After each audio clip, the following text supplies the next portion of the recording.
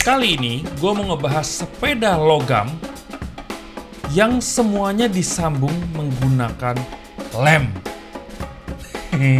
Sepeda lem-leman. Ini adalah Polestamina 180.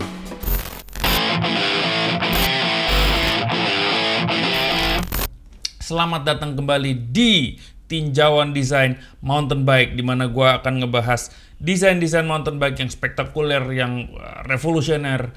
Tapi karena COVID, industrinya juga ikutan turun, jadi standarnya kita turunin dikit yuk. Jadi desain mountain bike yang super keren. Sampai situ aja dulu. Oke? Pole Bicycles, atau mereka menyebutnya Pole Bicycles, sebuah pabrik sepeda dari Finlandia. Itu terkenal dengan sepeda mereka yang mereka klaim waktu itu adalah sepeda paling kencang di dunia. Itu namanya Evolink. Coba lu browsing, lu googling Evolink, itu sempat dibahas beberapa kali di Pink Bike, di MTBR, bahwa itu sepeda yang sangat kencang. Yang mau gue bahas adalah move on-nya mereka dari Evolink menuju ke sebuah sepeda dengan material yang lebih unik ya, lebih baru. Tujuannya adalah bikin sepeda atau bikin frame yang lebih stiff, lebih ringan, dan lebih kuat. Stiff, ringan, kuat. Stiff, ringan, kuat. Tebak materialnya apa? Yes, pasti lu mikirnya carbon fiber kan? Eits, salah. Bukan carbon fiber. Jadi, si founder, owner, designer, termasuk si engineer-nya, namanya Leo Kokkonen, itu orang yang idealis, men. Dia seorang industrial designer yang sangat idealis. Dan salah satu idealismenya adalah di bidang material. Dia berpendapat kalau carbon fiber itu tidak ramah lingkungan karena menghasilkan limbah yang banyak, mempekerjakan buruh yang kadang-kadang suka nggak fair gitu menurut dia ya.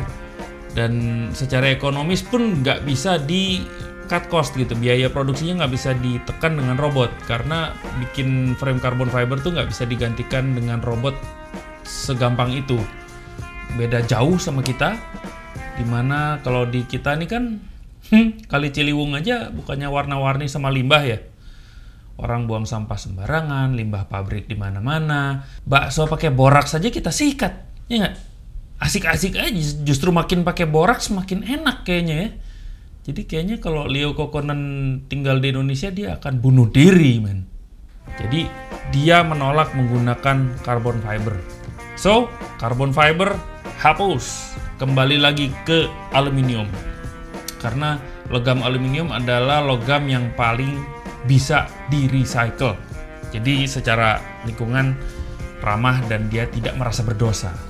Loh, tapi bedanya apa dong sama Evolink? Ini beda, men. Nah, bedanya di sini. Sepeda biasa tuh kan umumnya pakai 6061. Itu ringan, cuma agak empuk. Nah, dia sengaja pakai Alu 7075, yaitu aluminium yang biasa dipakai buat bikin pesawat terbang. Jadi kuat, ringan, dia keras gitu, nggak empuk. Dia punya fleksibilitas, tapi dia punya tingkat kelelahan logam yang nggak tinggi seperti logam lain. Jadi nggak cepet muai, nggak cepet capek lah, nggak cepet jadi aus gitu loh. Itu aluminium 7075. Masalahnya, Alu 7075 itu nggak bisa dilas. Makanya lu kalau lihat kapal terbang tuh biasanya disambungnya tuh pakai rivet atau pakai baut gitu. Biasanya disambungnya begitu. Karena dia nggak bisa dilas. Dan kalau di CNC seperti begitu saja, jadinya seperti di race bike, berat. Nah, triknya gimana dia bisa bikin CNC yang sangat tipis, tapi bisa disambung satu sama lain. Di situ tantangannya. Desain result yang keluar dari kepalanya Leo Kokkonen adalah aluminium monokok pada sepeda. Aluminium monokok kan biasanya kan ditaruhnya kan di mobil ya, di city car, di Avanza, di Honda Jazz atau di Yaris itu biasanya sistemnya monokok. Jadi yang dia bikin adalah sebuah blok aluminium yang dia pahat dengan mesin CNC lagi, sehingga bisa tipis dan bisa diatur juga ketebalannya. Pengen di bagian sini lebih fleksibel dibanding yang sini, terserah dia lah dia mau bikinnya gimana. Tapi blok ini akhirnya menjadi sebuah cangkang seperti cangkang telur dengan sekat-sekat sebagai struktur di dalam frame itu. Tapi kan gimana, maksudnya gimana nge-carve dalamnya kalau misalnya semuanya ketutup begini kan? Jadi dia bikinnya ajaib men. Dia bikinnya dua bagian, kiri dan kanan. Gua contohinnya udah pakai botolnya Kanebo nih. Jadi dia bikin di bagian kiri ini dia blok aluminium dipahat sampai ngebentuk begini dengan sekat-sekat ya di sininya. Kiri dan kanan sama, ini juga sekat-sekat. Lalu disambung pakai lem. Makanya gue bilang nih sepeda lem-leman, lu sinting disambung pakai lem. Dan untuk menghindari dia bikin mal yang ribet gitu, ngepas-ngepasin pakai mal atau jig gitu ya. Jadi udah siapin juga tempat buat baut. Jadi udah tinggal sambungin, serep, dibaut, kencengin, cek cek cek cek cek cek, krep, diem aja, kuat. Hasilnya adalah sebuah frame yang stiff, yang ringan tapi kuat, bahannya keras dan nggak perlu jig, nggak perlu mal untuk nyambung-nyambunginnya. Jadi untuk produksinya juga lebih mudah dan nggak perlu las-lasan.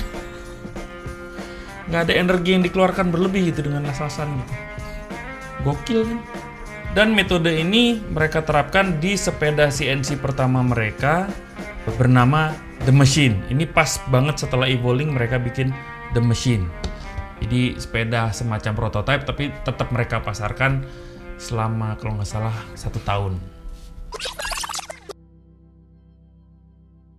Secara umum, The Machine ini maju dengan konsep New School Geometry, yaitu LSL, Long, Slack, and Low.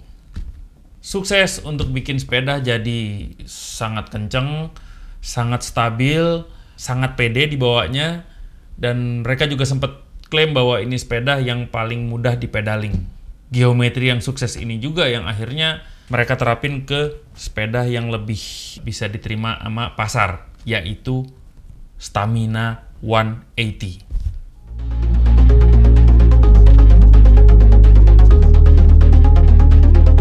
With the balance of the bike, I've noticed the grip has been through the roof. This bike is so efficient. If we could create a bike that would have more travel, you could do all bike park and the pedalable stuff. And we went from prototyping to a finished product in record time.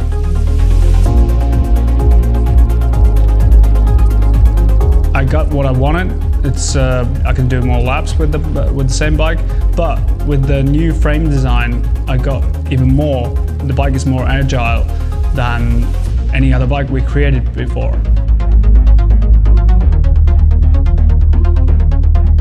180 is today's trail bike. I believe that we have created the ultimate mountain bike. Kalau reach biasanya rata-rata di 458 mili, ini di 480 mili men. Dan untuk kompensasiin bagian triangle depan yang panjang, itu chainstay pun jadi harus dipanjangin 455 mili. Ini sepeda kayak limosin gitu jadinya. Rata-rata wheelbase sepeda AM atau enduro itu di 1180 mili atau 1200 mili atau 1,2 meter. Si Pole Bicycle ini pasang di 1,3 meter, tepatnya di 1306 mm. Panjang gela. Dia juga bikin geometri yang sangat slack pada head angle, yaitu di 63,5 derajat, dan di seat tube yang sangat steep, yaitu di 80 derajat. Nggak ragu-ragu, udah bikin 80 derajat aja udah, kita bikin seat tube. Dan tegak pisan gitu. Jadi itu yang dianggap bisa ngakalin pedaling jadi lebih enak gitu karena dia sangat steep. Geometri ini juga yang mereka klaim bisa membuat rider selalu berada di tengah sepeda, nggak ke bawah ke depan, nggak ke bawah ke belakang, dan titik berat berada di bawah, sehingga rider selalu ngerasa balance, imbang gitu, dan stabil. Jadi bisa konsen untuk full gaspol.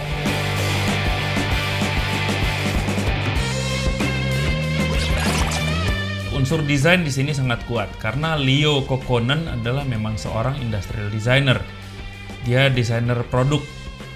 Sama seperti gua, lulusan desainer produk. Bedanya ya tipis. Dia ngedesain sepeda, gua ngebahas desainnya dia sebagai YouTuber. Bedanya gede ya. Oke, lanjut. Secara desain gue sangat terpesona sama space yang dia bikin gitu. Itu didesain namanya Rana atau white space. Dan space ini kalau di desain produk dipakai untuk menyimpan sesuatu atau fungsi lainnya gitu. Yang ajaib adalah ini kan sepeda kan udah panjang ya. Terus dia bikin space yang cukup untuk pasang 3 botol, men. Sepeda kan maksimum 2 ya. Itu juga sepeda XC gitu yang tinggi. Ini kan cukup sempit-sempit tapi dia bisa pasang 3 botol pada satu sepeda. Efisiensi ruang yang amat sangat kece menurut gue. Berikutnya adalah di mud clearance. Banyak rider yang komplain lumpur nyangkut di ban di deket chainstay belakang. Gue sering lah kejadian kayak gitu, gue sering banget. Dan dia sediakan ruang yang cukup luas sehingga lumpur tuh bisa lewat dengan leluasa. Jadi lu tetap bisa pedaling dengan ringan dan mudah.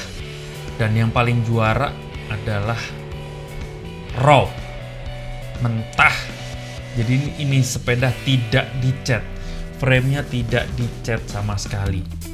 Hasil guratan CNC-nya itu justru jadi elemen estetis, elemen stilasi dari frame-nya itu sendiri.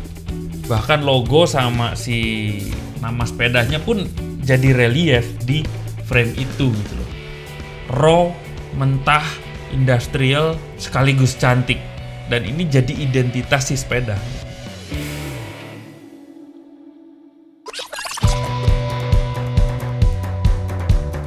Harga. Harga yang mereka patok adalah sangat spektakuler. 4.153 euro atau kalau dirupiahin sekitar 70 juta lebih untuk frame set. Well, menurut gue sih masuk akal. Karena ini sepeda udah bukan lagi buat sepedahan doang gitu. Ini udah jadi kayak collector's item. Dimana kalau lu punya ini, lalu nggak lu pakai sepedahan pun, didiemin 200 tahun kemudian orang di masa depan masih melihat, wow, masih berdecak kagum melihat sepeda ini. Jadi bisa dibilang ini udah bukan lagi sepeda Sultan, men. Sultan juga udah bengong kali lihat sepeda. Ini sepeda alien. Kayak bukan buatan bumi, men. Perhatiin aja teksturnya nih. Dan sekarang gua sudah langsung bersama barangnya. Stamina 180. Emangnya di Indonesia ada yang punya? Eits, cukup segitu. Jangan lebih jauh lagi. Kalau pengen tahu lebih jauh, lu tunggu episode gua minggu depan. Oke, baby? Cukup sekian dari gue, semoga membuat penasaran, semoga menginspirasi, semoga bermanfaat, semoga menghibur. Untuk yang belum, jangan lupa like, subscribe, tombol lonceng. Gas, sekarang, like dan share, gas, sekarang. Rock and roll, baby.